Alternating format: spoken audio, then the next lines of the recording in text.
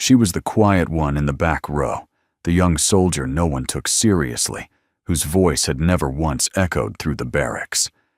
So when someone dared her to sing as a joke, no one expected what came next. But one man did a single dad with a gift for music and a heart that knew silence better than most.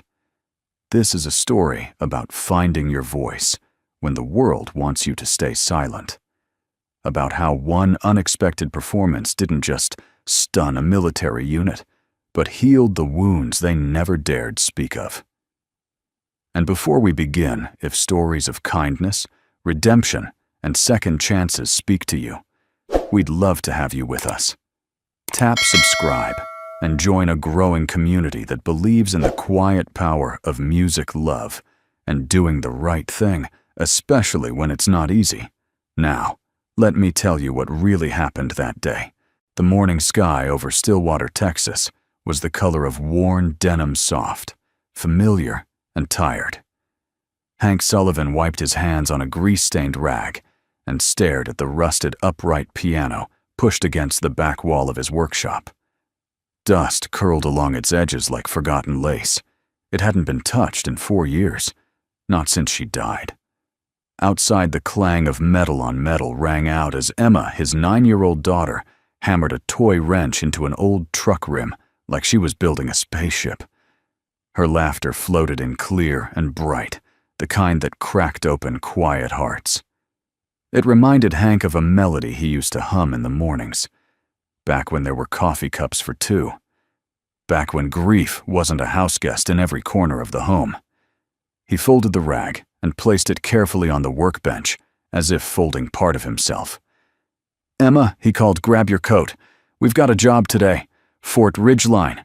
She lit up. "The Army place." "Yep, the same. I used to serve there, remember?" She nodded. "Will there be tanks?" "Probably." But more importantly, he added, picking up his toolbox, "They've got a few trucks with transmissions louder than your hammering." Emma giggled, grabbed her sketch pad, and followed him to the truck. As they drove down the 2-lane highway passing fields that had seen better harvests, Hank couldn't help but glance at the passenger seat empty now. Save for a small, stuffed fox, Emma refused to leave home without. There were mornings he could swear he heard his late wife humming along with the engine. Grief, he'd come to learn, didn't announce itself. It whispered. At Fort Ridgeline, the gates creaked open with a groan. Soldiers bustled about in formation or clustered in circles, sipping coffee from paper cups and laughing like war was a distant memory. But Hank saw the tightness in their shoulders, the shadows in their eyes. That tension never really left you. He parked by the motor pool. Emma darted toward the shade, flipping open her sketch pad, already scribbling the shape of a tank she saw rolling past. Hank went straight to work. That's when he heard it. A single note. Thin, wavering like a bird testing its wings after a storm.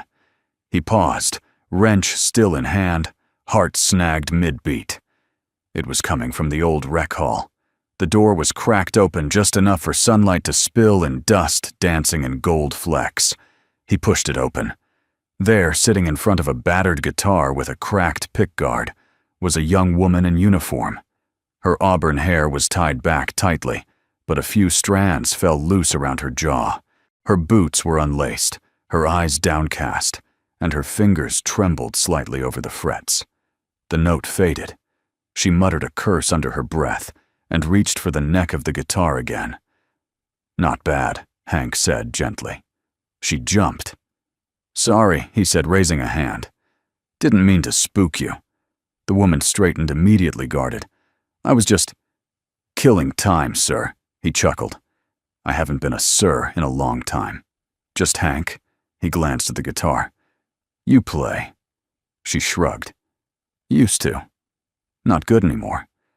"Funny thing about music," he said, leaning against the doorframe. "It waits for you. Doesn't judge you when you come back." She looked at him, then really looked, and for a brief moment something flickered behind her eyes. Recognition, respect, or maybe just exhaustion. Ellie, she said after a pause. Private Ellie Monroe. Well, Private Monroe, he replied with a small smile. That one note you played. I heard more soul in it than in most full songs on the radio. She blinked. They say I'm the quiet one around here. I guess that's not a compliment. Being quiet doesn't mean being empty, Hank said. Sometimes the ones who say the least have the most to sing. She didn't reply, but her fingers drifted over the strings again, soft, unsure, but no longer ashamed. Back at the truck, Emma tugged at his sleeve. Who was that? Just someone figuring out her music, Hank said. Emma tilted her head. Like you. He looked at the piano in his mind, the one gathering dust in his workshop, and exhaled. Maybe. That night after Emma went to bed, Hank sat alone in the kitchen. He pulled a yellowed sheet of music from a drawer and unfolded it. The notes stared back at him like old friends forgotten. He tapped the table in rhythm. 1, 2, 3. A silent waltz. He didn't touch the piano that night. Not yet. But he looked at it longer than he had in years. And in the distance, beneath the echo of marching boots and drill calls, he could almost hear that fragile note again, hanging in the air like a question waiting for an answer. The next morning, the motor pool at Fort Ridgeline came alive with the sound of tools clanking against steel, and the occasional burst of laughter echoing through the open yard. Sunlight glanced off wrenches, oil pans, and fatigued faces. Most people moved with purpose. Hank moved with memory. He slid beneath an armored Humvee, his body familiar with the cramped space despite the years. The bolts were rusted stiff like old regrets. He'd just begun loosening a connector when a shadow fell across the vehicle. "You're the piano guy, right?" a voice asked. Hank rolled out, shielding his eyes from the sun. A soldier no older than 21 stood before him with a smirk. Private Sanchez. Everyone's been talking about how you barged into Rec Hall like some kind of music whisperer. Hank chuckled, wiping his hands. Don't believe everything you hear. I just happened to be in the right place when someone needed a little encouragement. You mean Monroe Sanchez leaned on the hood of a nearby Jeep? She's weird, man. Doesn't talk. Eats alone. Carries that busted guitar around like it's a puppy. She got a story, Hank asked, not confrontational, just curious. Sanchez shrugged. I don't know. She doesn't tell. Joined up 6 months ago. Word is she tried to get into some music school before. Berkeley maybe got shut down or ran out of money. Can't say for sure. Hank nodded. That explained the way she handled the instrument like something sacred and lost. He went back to work, but his mind stayed behind in that rec hall. That girl Ellie, she didn't just carry music. She carried silence like a wound. Later that afternoon, Hank found himself back at the rec hall, not out of curiosity, but out of instinct. He didn't expect to find anyone there, let alone Ellie. But when he opened the door, she was already seated at the old upright piano. It had been wheeled out from the shadows, its legs uneven, one pedal hanging loose. Ellie sat in front of it with both hands resting gently on the keys. She wasn't playing, just sitting, listening. He didn't want to interrupt, but she spoke first. You used to play, didn't you? The question was quiet, almost fragile. I did, Hank said, stepping closer. A long time ago. What happened? He hesitated. Most people didn't ask. Fewer wanted the real answer. My wife, he said softly. Cancer. It was fast. Music used to be what we did together. After she passed, the notes didn't make sense anymore. Ellie nodded slowly, as if she understood exactly what he meant. Sometimes she said, her voice barely audible. I think silence is safer. He tilted his head. You afraid of being heard? No, she replied. I'm afraid of what they'll hear.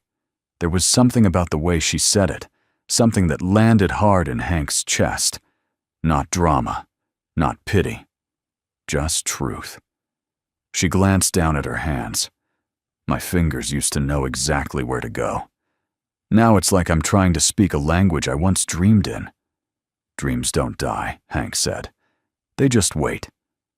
Ellie exhaled a soft laugh. You sound like a walking Hallmark card. I'll take that as a compliment. He sat beside her on the worn bench. The piano groaned beneath their combined weight. For a moment, neither of them spoke. Then, without looking at him, Ellie whispered, "Can you play something?" Hank didn't answer. He just lifted his hands. The first notes he struck were hesitant, like stepping onto ice, not sure it will hold. But soon the chords warmed. A minor. G, E minor. A simple progression, but full of breath. Ellie closed her eyes. She didn't sing, not yet, but she hummed, and the hum found the spaces between the notes, like rain in the cracks of dry earth. When the last chord faded, she said nothing, but there were tears on her cheek. I used to sing for my mom, she said, before she left. After that, I only sang to prove I could. You don't have to prove anything now, Hank said. That evening, Emma asked to draw in the rec hall. She liked the light in there, she said. Hank agreed. He brought her sketch pad, and while she colored cartoon tanks in pink camouflage, Ellie practiced scales with her guitar in the corner. "You're the lady who sings?" Emma asked without lifting her eyes. Ellie paused, surprised. "I guess." "You sound like the wind in spring," Emma said matter-of-factly. Ellie smiled more than she had in days. "Thank you." Hank watched from the side, marveling at how his daughter could open doors with a single sentence that he'd never be brave enough to knock on. Emma finished her sketch and held it up. "It's you." The drawing was rough, childlike. Ellie stood on a small stage with swirls around her mouth. "That's your singing," Emma explained. "It makes the sky turn colors." Ellie bit her lip. "That's beautiful." "Daddy plays music too," Emma added, "but only when he thinks no one's listening." Ellie looked up at Hank, and their eyes met two people caught in the act of slowly remembering who they used to be. As the day faded and the Texas sun sank behind the barracks, the rec hall emptied out. Just before they left, Ellie touched the piano. "Tomorrow night," she said. "Talent night. They'll probably ask me to sing again." As a joke. "Then sing," Hank replied gently. "Not for them. For you." Ellie nodded once, and this time when she smiled it wasn't guarded. Talent night at Fort Ridgeline wasn't meant to be profound. It was a pressure valve, an evening of skits, off-key karaoke, and questionable impressions of drill sergeants. A way to laugh, unwind, and forget for a moment that every face in uniform might someday walk into something they wouldn't walk out of. By 1900 hours, the rec hall buzzed with cheap coffee-folding chairs and the kind of nervous energy that fills the air before someone gets humiliated on stage. Ellie sat in the back, her name already scribbled on the sign-up sheet. Not by her. Of course not. Private Sanchez had taken care of that. "Monroe's gonna sing?" He hollered across the room like he'd discovered a live grenade. "Y'all better stick around. Word is she trained at Berkeley or whatever."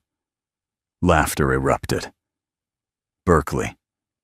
You mean where the hippies go to cry," someone called. "I thought she only knew one chord. No man she knows. Too sad and sadder." More laughter. Ellie froze. She felt her throat tighten and her hands go cold. She hadn't signed up. She hadn't planned to sing.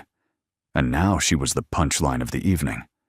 She turned to slip out, but someone had already blocked the back exit. Sanchez stood there grinning. "Come on, Ellie. Let the boys hear what broken dreams sound like." Her jaw clenched. She scanned the room searching for Hank. Not there. Her pulse pounded against her ribs, a drumline of panic. The room blurred at the edges, as if her body were trying to shut it all out. She'd seen this play out before. In middle school, in high school. The stage was always theirs. She was just something to make fun of. Next up, the MC shouted from the front, another soldier with too much caffeine and not enough empathy. "Private Ellie Monroe. Let's hear it for Fort Ridgeline's very own Nightingale polite claps. Whistles. Laughter. She stood, slowly. Every step toward that stage felt like betrayal. Not of others, of herself. She reached the microphone and looked out at a sea of smirks. Her guitar was placed on a stool, slightly out of tune, just as she left it in the rehearsal room. They must have brought it out just for this moment. She was a show. Her fingers touched the strings and froze. She stared at the floor, her vision starting to shimmer. The laughter quieted. The room waited. She couldn't do it. Then a sound broke through the silence. A chord. Low. Gentle. Familiar. From the side of the stage, a figure emerged. Tall, quiet, steady. Hank. He walked across the room like he belonged there, pushing a worn, upright piano that clearly hadn't been played in public in years. The sound of its wooden legs scraping against the linoleum floor was almost sacramental. No one said a word. Hank sat, adjusted the bench, and looked up at Ellie. "You don't have to do this alone." She blinked. Her throat burned. Then Hank turned to the crowd, voice calm but unwavering. "You asked her to sing as a joke," he said. "But if you really want to hear something unforgettable, then shut up and listen." Gasps. Shuffling. No one laughed now. Ellie swallowed hard. Her heart thudded like thunder under her ribs. She stepped forward again. Hank struck a soft chord. A minor. Then D. Then E. Minor. The room tilted on its axis. Ellie closed her eyes. She took a breath, not shallow and fearful, but deep and slow from the diaphragm, the way her mother once taught her when she was 6 and scared of the church solo. Then she sang. At first just a whisper, a tone so thin you could barely touch it. But it grew, like sunrise over desert plains.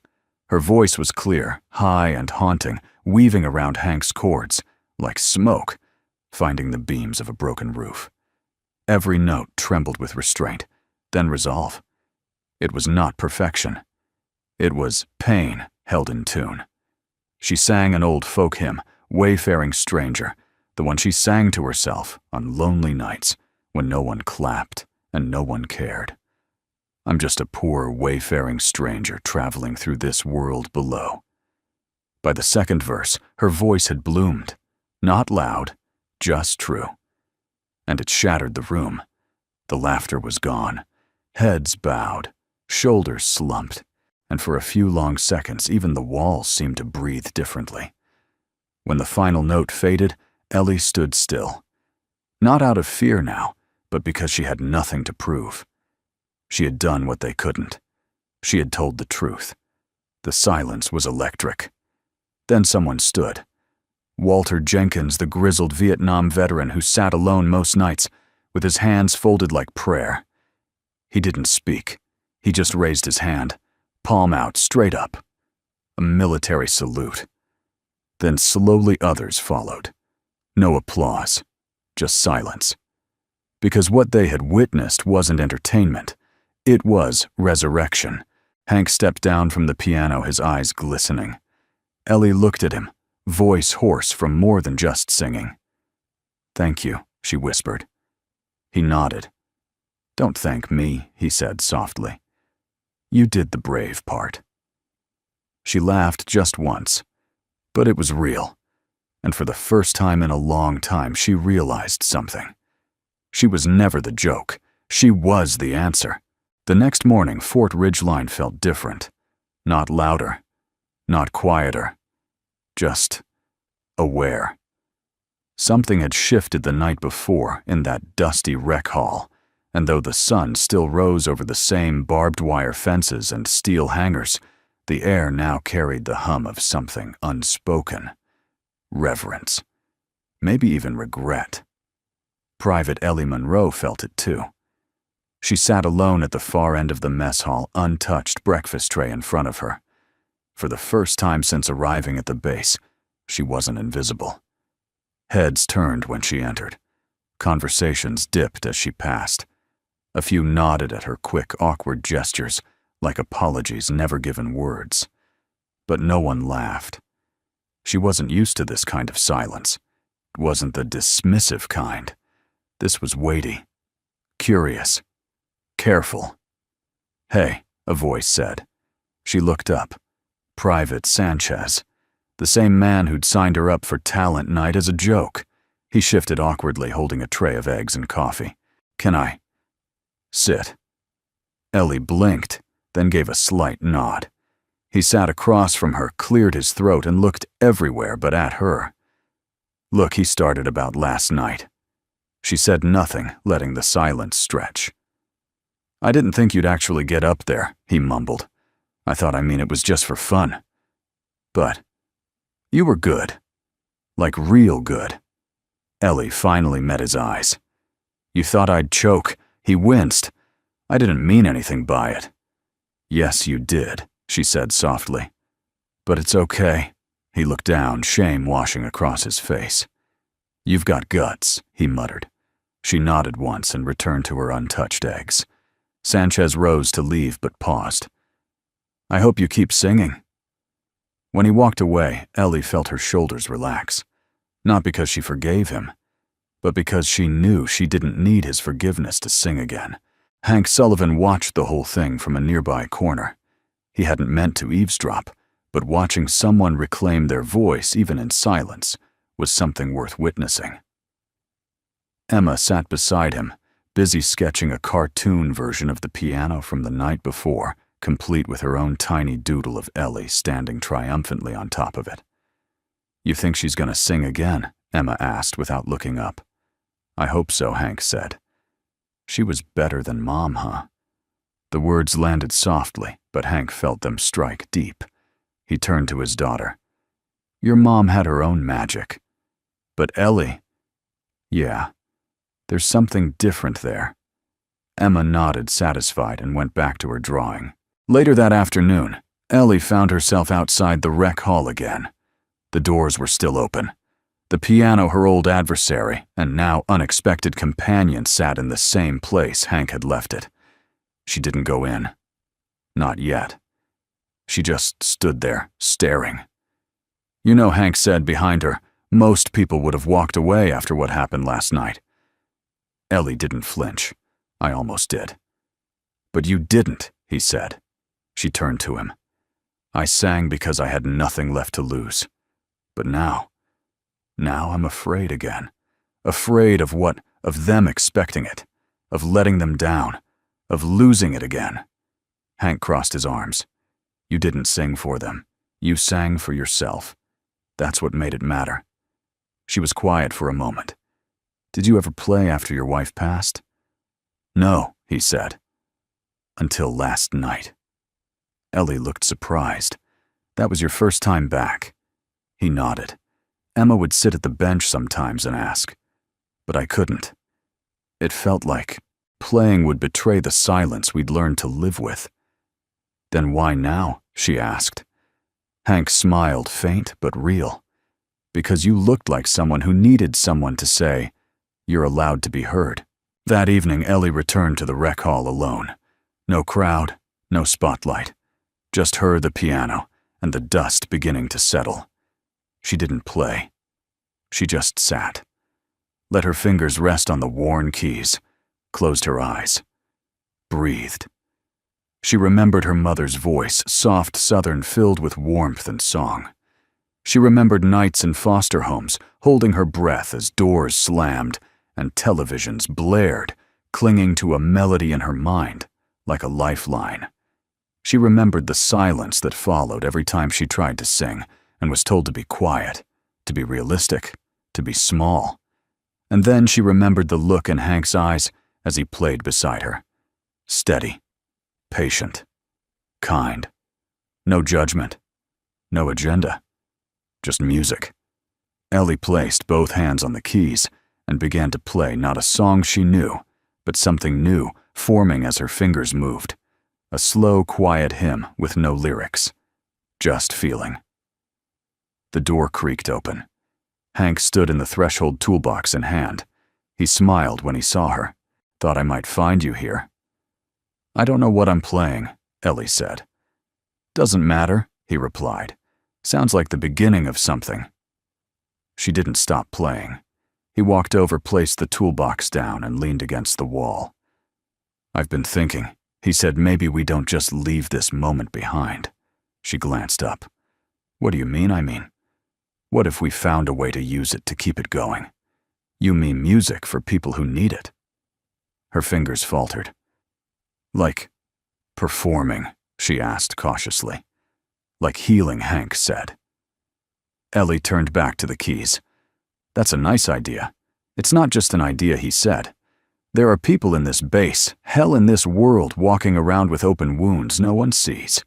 Music doesn't fix them. But maybe it helps them remember they're still alive." She said nothing for a while. Then she played a soft B minor chord and nodded. By the end of the week, the rec hall piano was no longer just furniture. Soldiers began drifting into the room during off hours, not to play, not even to speak, just to sit. Some leaned against the walls with crossed arms and tired eyes. Others stood near the back, pretending they weren't listening. But Ellie knew better. Music had begun to unearth something here. Not loud or dramatic, but steady, like a river slowly reclaiming an old bed. It started when Private Riley, a man with tattoos down both arms and a reputation for brawling in the mess hall, walked up to Ellie after PT and said, "That song reminded me of my sister. Haven't thought about her in years." Then Sergeant Dobbins asked if she could do that hymn again, the one with the walking part, wayfaring, "Something makes me think of my dad."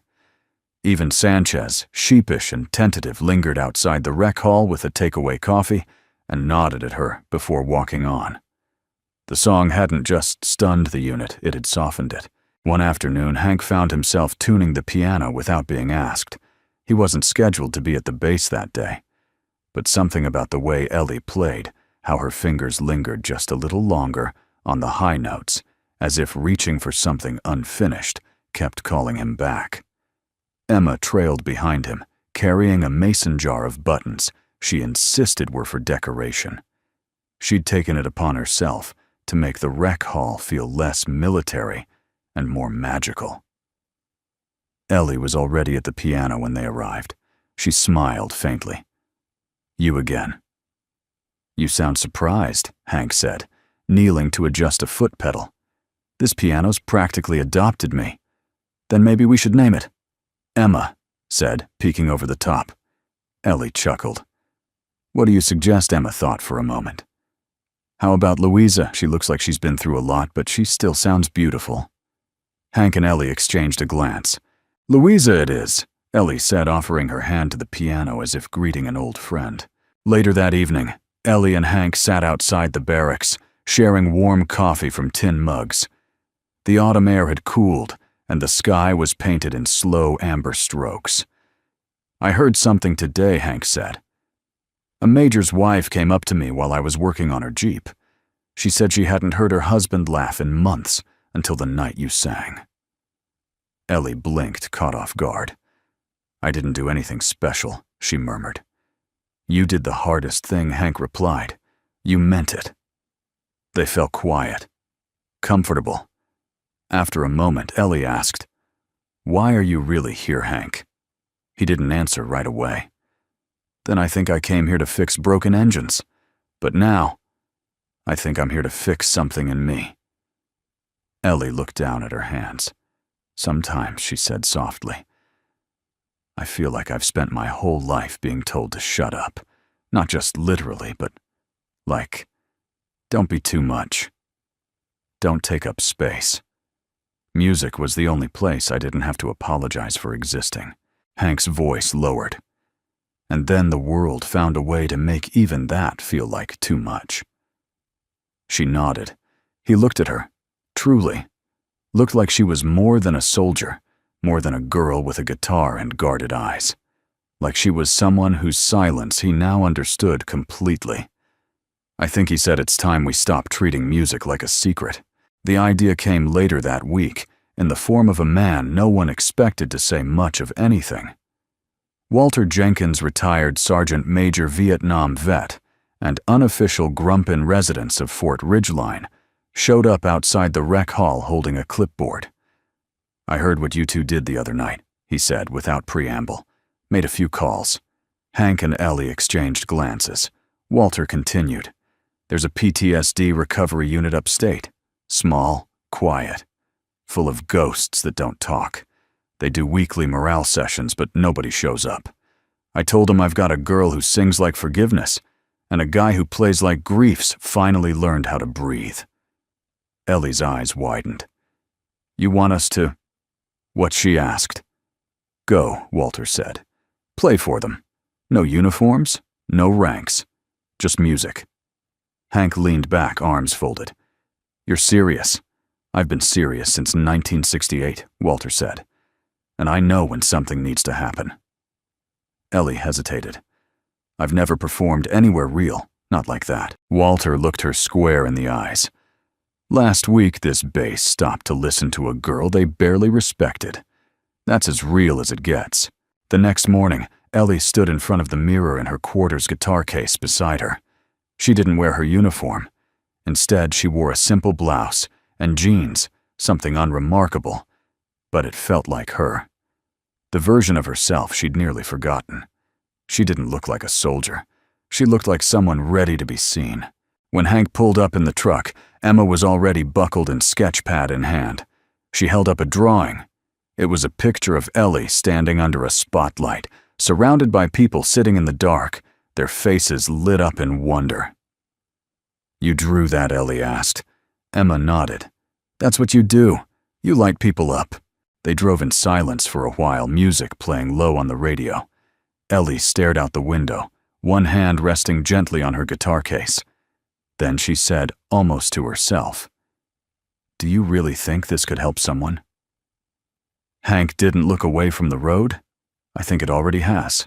The PTSD recovery unit outside Amarillo looked nothing like what Ellie had imagined. There were no walls lined with therapy posters or inspirational quotes. No white coats.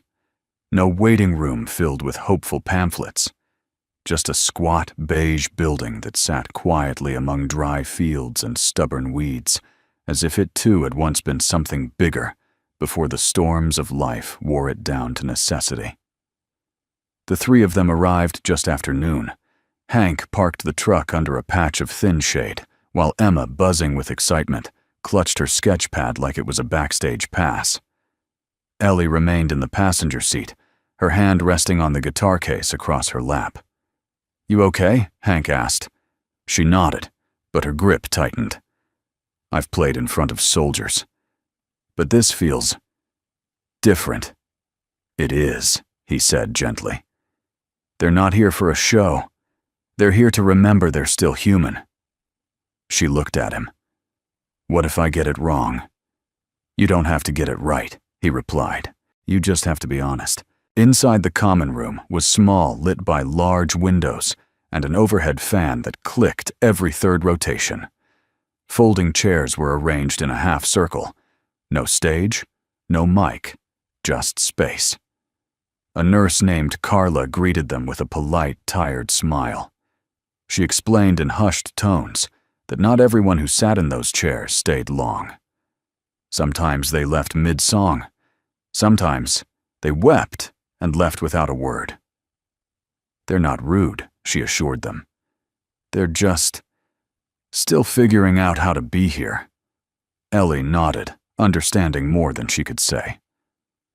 By the time they finished setting up just the guitar, Hank's keyboard on a stand, and a small speaker they brought from the base, 7 men and 1 woman had wandered in and taken seats. No one spoke. A few avoided eye contact. One man tapped his foot constantly, like he was counting the seconds until he could leave. Walter arrived a few minutes later, dressed in a collared shirt and pressed slacks like he was about to salute someone. He didn't say much, just patted Hank's shoulder and gave Ellie a firm nod. Then, silence. Ellie cleared her throat and stepped forward. Hi, she said. Her voice felt smaller here. My name's Ellie. I'm not a therapist. I'm not famous. I used to be really good at staying quiet. And I guess now I'm trying something else. No one laughed. No one clapped. So she began to play. The song was new, not rehearsed, not polished, just raw. She sang about weight, the invisible kind, about days that loop like broken records, about waking up and not knowing if you're more afraid of dying or living. Her voice never cracked, but it quivered in the way a voice does when it's not sure it's allowed to be there. Hank's keys supported her like scaffolding, holding the melody in place, never leading, just lifting. Halfway through the song, the woman in the second chair wiped her eyes. By the final note, the man tapping his foot had stilled completely. Afterward, no one clapped. They didn't need to.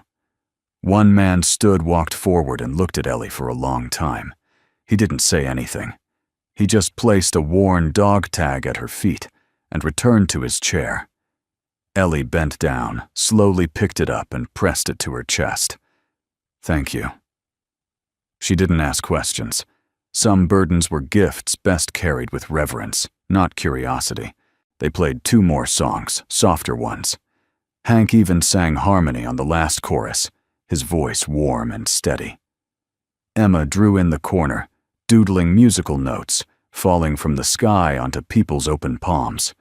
When they finished, a few of the residents lingered. One man, early 60s, with a tremor in his hands, approached Hank. "You played in G major, didn't you?" Hank smiled. "Caught that, huh?"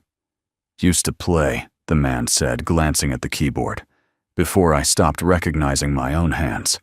Hank moved aside. "She's yours if you want." The man hesitated, then sat. His fingers hovered above the keys, unsure. Then slowly he began to play. It wasn't perfect, but it was music. And it was his. Back at the truck, Ellie sat in the open tailgate, guitar across her lap, hands still buzzing. "I thought I'd be drained after that," she said. But Hank prompted, leaning beside her. "But I feel more full than I've felt in years." He nodded. "That's how you know it's working." Emma appeared with a fresh drawing, a picture of Ellie holding a glowing lantern leading people through a dark tunnel. "It's you," she said proudly. "You're helping them find the way." Ellie smiled, blinking back tears. "No, sweetheart," she whispered. "We're helping each other." As they drove back toward Fort Ridgeline, the sun dipped low behind them, and the fields stretched out golden and vast. For the first time in a long while, Ellie didn't feel like she was driving away from something. She felt like she was heading toward something real, something that mattered. The morning after the Amarillo performance, the rec hall at Fort Ridgeline felt more alive than it had in years. Sunlight streamed in through the high windows, catching on motes of dust that danced above the worn piano like notes waiting to be written. Louisa, the name had stuck, had been tuned just the week before, and she sat center stage like a quiet sentinel waiting. Walter Jenkins stood in front of the old chalkboard near the back wall, drawing a crooked circle with the kind of determination only a man in his 70s could bring to chalk. At the top of the circle he wrote, "Healing Battalion." Ellie stared at it, one eyebrow raised. "This looks suspiciously like a plan," she said, leaning against the doorframe. Walter didn't turn. "It is. We're taking this on the road." "We," Hank echoed, entering behind her, with Emma skipping at his heels. Walter finally turned, brushing his hands together. "You, Ellie, the piano, the girl, Emma," Hank corrected with a grin. Walter nodded, unfazed. "Right. Emma, the entire unit." Ellie crossed her arms. "We played one song in a recovery center. You're talking like we're the USO. I'm talking like someone who's watched 100 soldiers come back from war without ever returning home," Walter said, voice steady. "And for the first time in years, I saw them look up because of your song." No one replied. Emma broke the silence. "I think it's a good name." Walter smiled. Hank looked at Ellie. "What do you think?" She hesitated. I'm scared. Because if we actually do this, it won't be a fluke. It'll be real. And if it's real, it can break. Walter's voice softened. Or it can build. The next few days were a whirlwind of logistics. Walter called in favors from his old military buddies, commanders, chaplains, base directors. They arranged small healing sessions at nearby veteran clinics and underfunded rural hospitals. No fanfare, no cameras, just music chairs and people who had forgotten how to feel. Hank borrowed a trailer from a neighbor and reinforced it himself to haul Louisa safely. Emma painted its sides with bright colors and handprints from the rec hall's regulars, symbolic permission for the piano to leave home and begin its pilgrimage. Ellie spent late nights writing songs. They weren't love songs. They were life songs, about grief without glamour, loneliness without shame, and hope, raw, wobbly, uncertain, but hope nonetheless. She wrote them not to impress. She wrote them because her fingers wouldn't let her sleep until she did. Their first official Healing Battalion performance outside the military network was in a rundown church in Lubbock. The congregation had dwindled to 30 on a good Sunday, but the pews filled that night. Veterans came. So did widows and nurses, and a man who hadn't spoken since his son died in Afghanistan, but who now sat in the back with tears silently tracking down his jaw. Hank started the evening with a solo and instrumental piano piece that echoed through the wooden rafters, like prayer. Ellie followed with a song she titled The Listening Room. She sang it with her eyes closed, letting the melody find its own way through the stillness. It told a story, not just hers, but everyone's. A story about the quietest rooms being the ones most desperate to be heard. When she finished, the audience didn't applaud. They stood, not to cheer, to honor, as if they understood that something sacred had just occurred and didn't want to bruise it with noise. Outside, under the parking lot's flickering light, Ellie leaned against the trailer. Her guitar case sat at her feet. Her hands trembled, not from fear, but release. Hank approached, handing her a paper cup of lukewarm coffee. "You were incredible," he said. Ellie exhaled, almost laughed. "You keep saying that. One day I might believe you. Then I'll keep saying it until you do." She sipped, the bitterness grounding her. "I used to think," she said quietly, "that if I ever found my voice again, I'd want a stage. Big lights, a label, a name in gold." She looked up at the night sky stars flickering faintly behind clouds. "But this," she said, "this is better." Hank leaned beside her. "Why, because they listened. Not because I was special, but because I was true." He nodded. After a moment, he said, "You know, I've been writing too." Ellie turned, surprised. "You write songs?" He smiled. "Just music. No words yet. Thought maybe you could help with that." "I think we can arrange that," she said. Softly. There was a pause. Not awkward. Just enough to feel the question unspoken between them. Is this more than just music? But neither of them said it. Not yet. Instead, Ellie reached into her jacket pocket and pulled out something worn and metallic, the dog tag given to her at the PTSD center. She ran her thumb across its surface. "We should build something out of these," she said. "What do you mean, a wall?" she said. "Not made of bricks, but of these. Tags. Notes. Names. Stories. Something we carry with us to every performance." Hank looked at her, and in that moment he didn't see a girl who had been mocked for singing. He saw a woman quietly rebuilding the world with every breath she dared to take. 3 days later, the wall was born. Walter called it the Wall of Echoes. Ellie called it the Notes They Never Played. Emma just called it beautiful. They hung it beside Louisa in every venue, letting people come up and pin dog tags, photos, letters, even torn napkins with song lyrics written in trembling cursive, each offering a fragment of pain. And somehow, together, creating a chorus of healing. The VA hospital in Abilene was quieter than most. It didn't echo with the clang of steel beds or buzz with overworked intercoms. It simply hummed with slow movement, wheelchairs turning corners, nurses wheeling IV poles, and time leaking out like water from an old pipe. The healing battalion arrived just before dusk. Emma was the first to step out of the truck, stretching and cracking her knuckles like a boxer before a match. She had named this stop the Big Quiet, a term she had scrawled in bold letters across the first page of her new sketchbook. "This place feels different," she whispered to Hank as he lifted Louisa carefully from the trailer. He nodded. "It's the kind of silence that isn't empty. Just waiting." Inside, Ellie scanned the long corridor leading to the community room. Her boots clicked softly against the linoleum. Her guitar felt heavier than usual today. So did her breath. Carla, the nurse from Amarillo, had made the referral. "There's one man there," she had said on the phone. "Used to sing. Church stuff. Choir boy." Then he stopped talking. Said the music betrayed him. That's the word he used.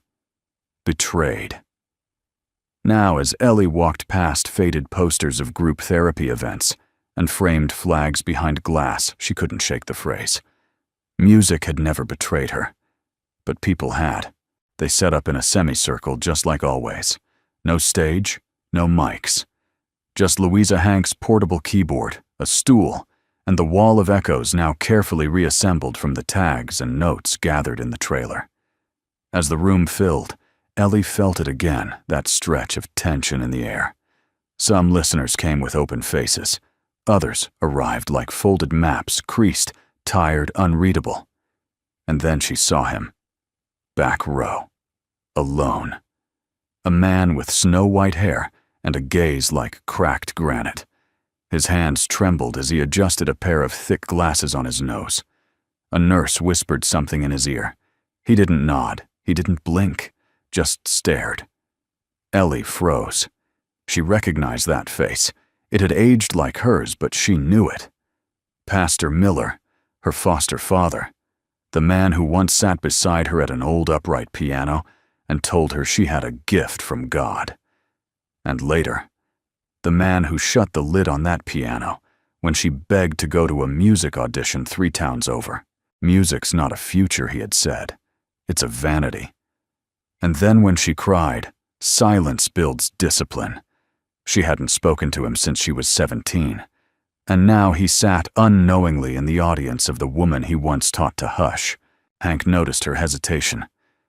"You okay?" he whispered as he adjusted his bench. Ellie's voice caught. "He's here." "Who?" She nodded toward the back row. Hank followed her gaze, then looked back at her. "You want to skip this one?" Ellie stared at the old man again. Her throat tightened. The past had a way of turning you mute if you let it. She shook her head. "No. I want to sing." She began with the listening room. Halfway through, she could see it, the flicker in Miller's eyes, the micro-expression of confusion, recognition, memory. When she moved into quiet doesn't mean. Weak, her voice deepened with each verse. The lyrics told of a child who learned to whisper to keep the peace, who tucked her songs under her pillow, like forbidden books, who found her voice in the quiet rebellion of surviving. By the final chorus, her gaze had settled directly on him. And for the first time in decades, he looked ashamed. After the final note, hung then fell, she sat in silence, breathing hard. Her hands trembled not with nerves, but with release. The room stayed still. Then softly, slowly, the old man stood. He made his way forward, inch by inch, cane clicking on the floor like a metronome. He stopped just shy of the wall of echoes. Everyone watched. He reached into the breast pocket of his faded flannel and pulled out a photo. It was creased, nearly torn, but still legible. A little girl at a piano. Ellie. He pinned it to the wall with a pushpin he had brought in his hand, then turned to face her. "I was wrong," he said. Voice rough but real, I was so wrong. Then he returned to his chair. No grand moment. No dramatic applause. Just truth. And that was enough. Later, Hank and Ellie sat outside the hospital beneath a street lamp that buzzed like an old amplifier. The air smelled faintly of disinfectant and blooming sage. I didn't expect that, Hank said. Neither did I. Ellie whispered. She still held the guitar in her lap. Her fingers had gone numb. I thought if I ever saw him again, I'd feel hate, she said. But all I felt was tired. Like I've been carrying his voice in my head for years and finally set it down. Hank nodded. Sometimes healing isn't fixing what's broken. It's letting go of what kept it broken. She turned to him. His eyes were warm, steady. Always steady. Without a word, she leaned her head on his shoulder, and he let her stay there. No movement, just music. Neither of them had to play. Inside the building, the wall of echoes grew by one more voice, a photograph of a child, learning to sing again. Ellie hadn't slept much in the 2 nights since Abilene. Not because of nightmares, not because of Pastor Miller's sudden appearance, or even his apology. It was something else. Something more restless, like an itch beneath her ribs, a pulse under her skin, a note that hadn't yet been played. She sat at the edge of the bunk in her base quarters legs tucked under her guitar in her lap, the early morning light cutting across her fingers. Her notebook lay open beside her pages of scratched-out lyrics, false starts, and half-formed chords. This time she wasn't writing from memory. She was writing from clarity. Across the base, Hank worked alone in the garage, but not in silence. Emma's old Bluetooth speaker buzzed faintly beside his toolbox, playing one of the scratch tracks Ellie had recorded on her phone. He didn't need drums, didn't need strings or background vocals, just her voice. Rough, honest, trembling in places, but true. Always true. He adjusted the carburetor on an old Humvee, fingers moving instinctively. But his mind wasn't in the engine. It was at the piano. With her. That evening, Ellie knocked on the trailer door behind Hank's workshop. It was where Louisa now lived between performances. Gently covered keys, polished pedals newly repaired. Emma had even painted little stars on its wooden legs. Hank opened the door, wiping his hands on a rag. "You look like you haven't blinked in 12 hours, he said. "I wrote something," Ellie said, holding up the notebook. He stepped aside. "Come in." The room was warm, faintly scented with cedar and motor oil. Ellie sat on the bench, Hank beside her. No one spoke for a moment. Then she placed the notebook between them and began to play. The intro was soft, suspended, a sequence that felt like waiting at the edge of something sacred. Then her voice came in, not loud, just steady. In rooms where voices used to hide, I stitched my silence to survive. But now the quiets learned to sing, and I no longer fear the sting. Hank froze, hands on his lap.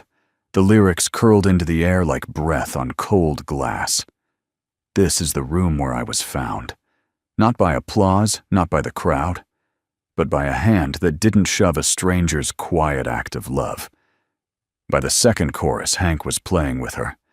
The chords rose gently beneath her words like scaffolding to a soul. If you listen close, you'll hear the broken turning into clear.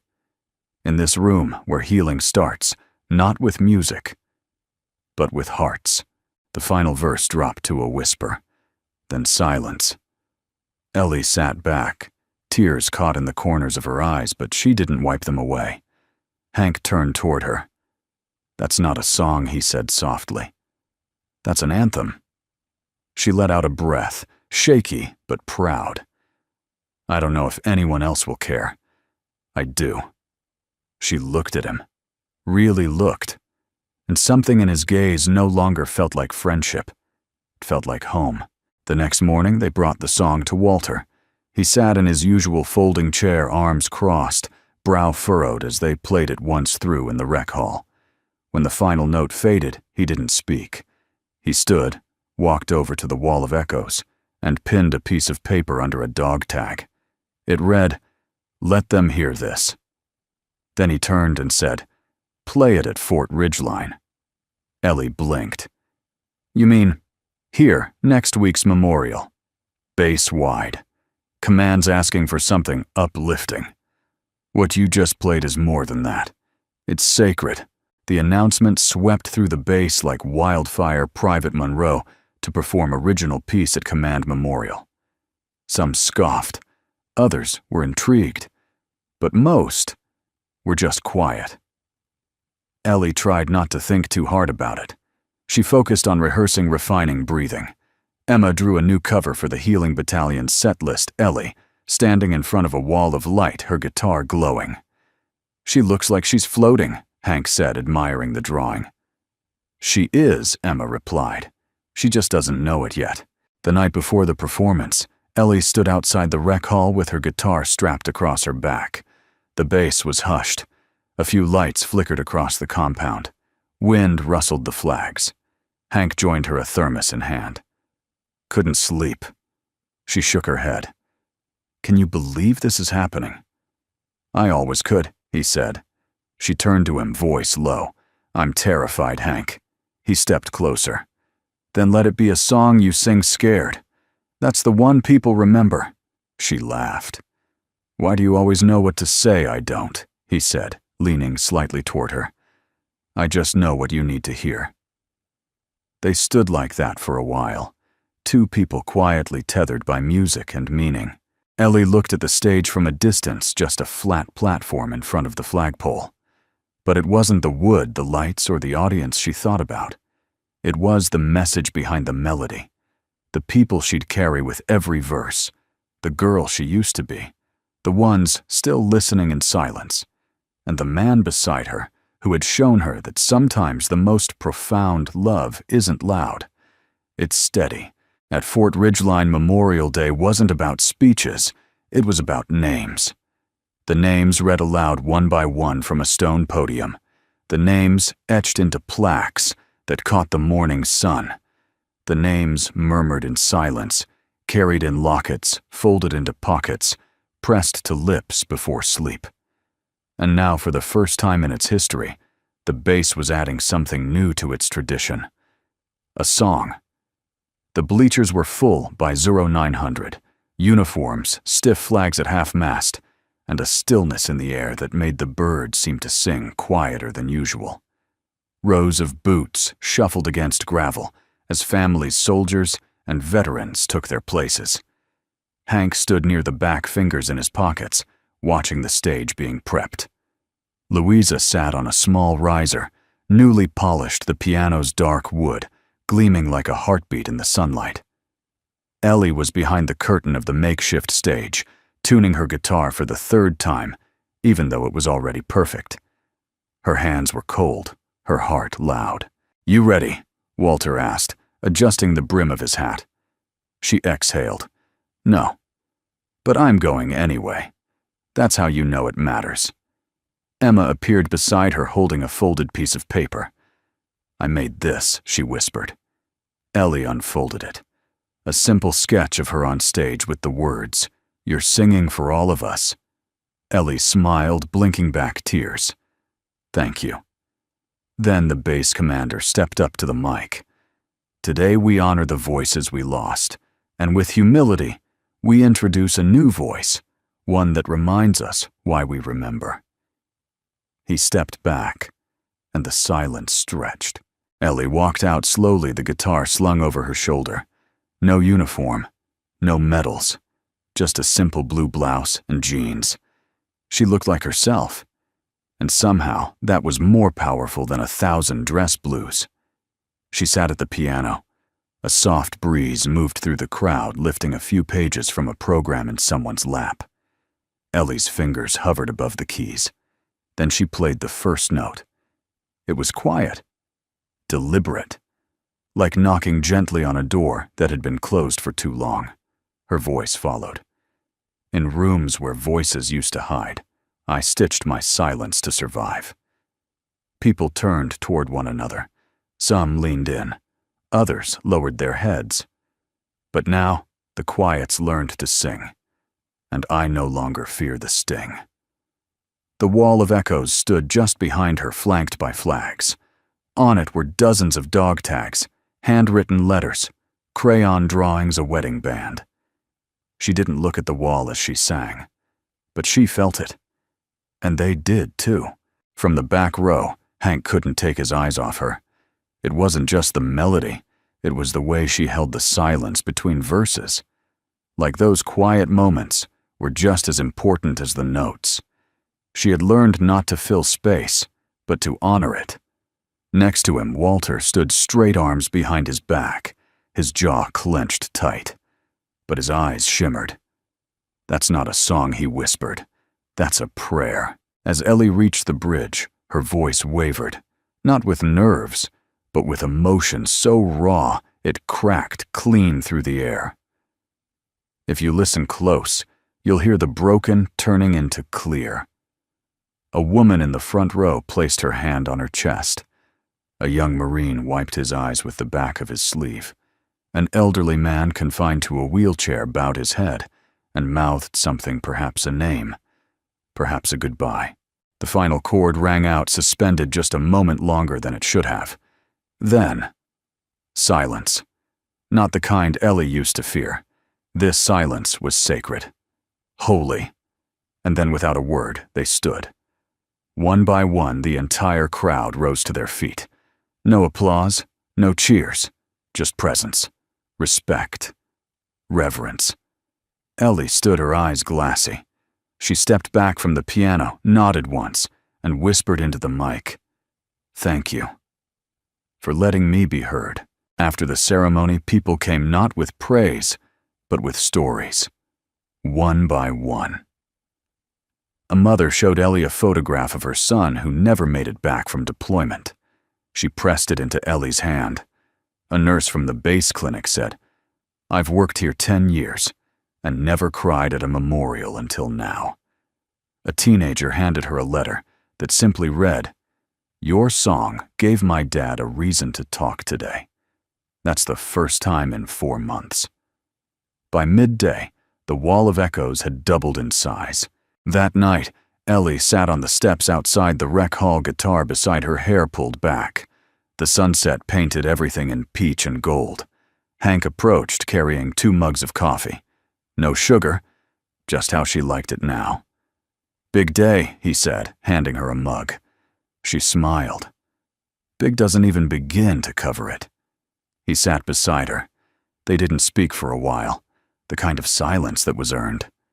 Then she said quietly, "When I was a kid, I thought I'd only matter if I was the best, if I got the part, the solo, the scholarship." Hank looked at her, and now he asked. She glanced at him, voice soft. "Now I just want to matter. To someone." Hank placed his hand over hers. "You already do." And for the first time in her life, Ellie didn't flinch from being seen. Inside, Louisa sat still in the dim rec hall, keys dusted with sunlight, wall of echoes gently swaying with the breeze from the cracked window. And in the quiet, it was as if the piano exhaled. Because sometimes, silence sings the loudest. 3 months later, the Healing Battalion played to a full house in Boise, Idaho. The venue wasn't fancy, a converted old train depot turned veterans center, but the folding chairs were all taken, and there were people standing in the back, some with arms crossed, some with tissues already in hand. Ellie sang "The Listening Room" last. By now her hands moved with practiced ease, her voice sure and warm. She no longer trembled at the keys or second-guessed the silences between the verses. She had grown into her song, and the song had grown into something larger than her. When it ended, a young man in uniform stood up and whispered, "Thank you for giving me back my voice." After the show, as people added their dog tags and notes to the wall of echoes, Ellie sat beside Louisa, running a gentle hand along the polished edge. She felt Hank approach before she saw him. "You were brilliant tonight," he said. She smiled, tired but peaceful. I didn't even realize we were in Idaho until someone handed me a potato-shaped pin backstage. He chuckled. We've come a long way, haven't we? She looked up at him, really seeing him, not just the man who saved her on stage that first night, but the man who stayed, who kept showing up. Not just miles, she said. Lifetimes. They stood quietly as Emma skipped over holding a new sketch. This one showed all three of them, Ellie with her guitar, Hank at the piano, Emma painting stars onto Louisa's legs. In the sky above them were notes shaped like wings. Ellie bent down to eye level. What do you call this one? Emma shrugged. Our family. Neither Ellie nor Hank responded at first, but the truth of that word family sank deep into the space between them, not because it was sudden, but because it had always been there, forming note by note. Back at Fort Ridgeline, the rec hall had transformed. What used to be a quiet, forgotten room was now called the listening room, officially renamed and recognized by command. The piano Louisa remained in the center, adorned with strings of warm white lights. Along the back wall, the wall of echoes stretched even farther now, expanding past its original frame. People continued to send in tags, photos, letters, even pieces of uniforms and programs from memorial services. A museum in Austin asked if they could replicate it for a national exhibition. Ellie declined. It doesn't belong in a museum, she said. It belongs where people can touch it, add to it, heal by it. So Walter, with Emma's help, built 2 more walls, one for travel, one to stay. In late fall, Ellie received a letter postmarked from her old foster home. Inside was a photo she hadn't seen in 20 years, her at age 10, playing a battered upright piano with both hands, while another girl stood behind her clapping along. The letter was unsigned, but the final line read, "You weren't the only one who learned to be quiet. Thank you for helping the rest of us make noise again." She folded it carefully, tucked it into the wall of echoes between 2 dog tags. Then she sat as Louisa closed her eyes and began to play something new. One evening after a performance in Nashville, Hank stood beside Ellie outside a diner that had once hosted Johnny Cash. The sky was bruised purple with stars. "You ever think about recording it?" he asked. "The album." She nodded, with stories, real ones, from the people who added to the wall. Hank grinned. "We could call it Songs from the Listening Room." She smiled. "That's perfect." He hesitated. "And maybe we could find somewhere to settle down between performances. Something with a porch. You, me, Emma. A real home." Ellie turned to him slowly. "You mean it." He didn't speak. He kissed her. Softly, like punctuation at the end of a long sentence that finally made sense. The last scene was simple. No stage, no fanfare. Just Ellie sitting at the piano with Emma asleep on the floor beside her, curled up with a blanket embroidered with the words, "Hope sings quietly." Hank brewed tea in the corner, humming along to her melody. And as she played, she glanced down at a small stack of letters, piled beside the bench notes, from soldiers, widows, children, medics. She opened the top one and read the first line. "I didn't know I was allowed to feel this, until I heard her voice." Ellie touched the keys again, the music rising. Because even though the tour would one day end, and the stages would empty, and the chairs would be folded, the voice would remain. Not just hers, but all of theirs. And it would keep singing, in the silence, in the echoes, in the rooms that used to hide. If this story touched your heart, we'd love to know. Where are you watching from? Drop your city or country in the comments. It always amazes us how music, kindness, and second chances can connect people across the world. And if you haven't yet, we gently invite you to subscribe.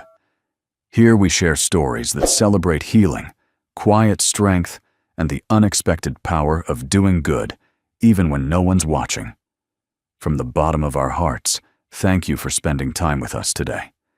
We hope this story brought you peace, reflection, and maybe a little hope. Until next time, stay kind, stay human, and never stop listening for the quiet voices that matter most.